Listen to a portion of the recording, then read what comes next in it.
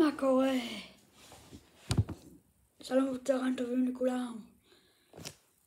אני שבתי את היד. בשבוע הבא אני מוריד את זה.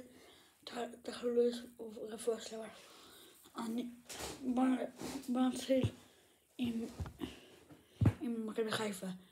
למכבי חיפה יש שם משחק חשוב מאוד נגד הפועל באר שבע. ואני על מכבי חיפה. מה לדעתי הסתיים התוצאה? בעוד שעה כזה אני מסיים. בעוד כמה שנים אני מסיים את התוכנית. ואני פשוט כמה שנים. בואו נעבור למכבי חיפה. מכבי חיפה מגיעה היום למשחק חשוב מאוד נגד הפועל באר שבע. היא חייבת לנצח אותו.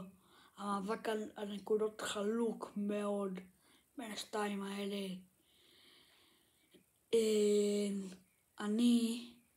מה אני חושב שיגמר התוצאה? אני אומר 3-1 מכבי חיפה.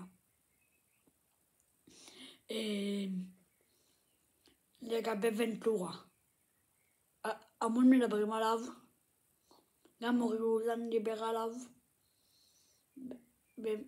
בהמשך התוכניות, בהמשך הימים כאילו, בהמשך התוכניות כאילו, אז אני אערך פה עורך מיוחד. ונתחיל עם הווינר. ווינר.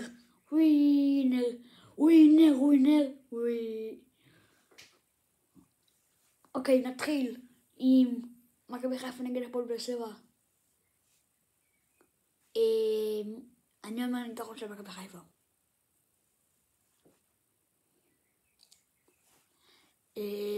פנרבחצ'ה מכבי תל אביב בכדורסל. אני אומר